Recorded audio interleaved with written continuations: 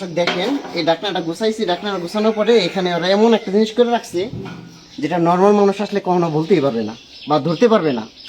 তো এই যে দেখেন এদিকে এসো, এই যে এই নাটগুলা, এই নাটগুলা যখন এই উঁচায় উঠায় দেয় এইভাবে, তখন আর ওয়েট মিটার 5 জন দাঁড়াইলেও ওই একই সমান ওয়েট আসবো। এইভাবে উঁচায় উঠায় দেয় 4-5-4টা নাট, দেখছেন? এইভাবে 4-5-4টা নাট যখন উঁচায় উঠায় দেয়, তখন যদি উপরে 5 জন মানুষের দাঁড়ায় ওই একই সমান ওয়েট আসে।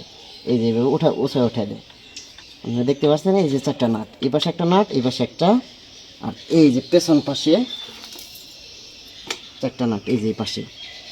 তো নাটগুলো টাইট হয়ে রয়েছে এইভাবে 4টা, এই পাশে 2টা আর এই পাশে হচ্ছে 2টা নাট। যখন এই নাটগুলো উঁচা উঠে দিবে, এখানে যদি 4 জন মানুষের দাঁড়ায়, যদি তার ওয়েট থাকে 50 কেজি, তাহলে 50 কেজি উঠবো। আর যদি 5 জনের দাঁড়ায়, তারপরে এই 50 কেজি ওয়েটে আসে।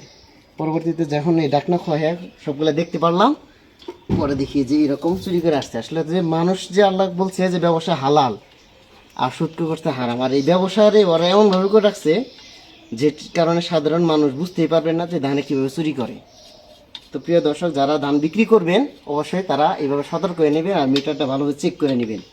যেমন 2 বছর আগে ধান বিক্রি করতে আসছি, তখনও দেখি যে মিটারে এই যে এইখানে ওয়েটের এইখানে ওর একটা স্প্রিং দেওয়া রাখছে, যে কারণে দেখা যায় যে 2 থেকে 3 কেজি ওজন বাইরে যায়, কমে যায়। আপনি 5 কেজি ওজন থাকে, সেখানে আসবে হলো 2 কেজি।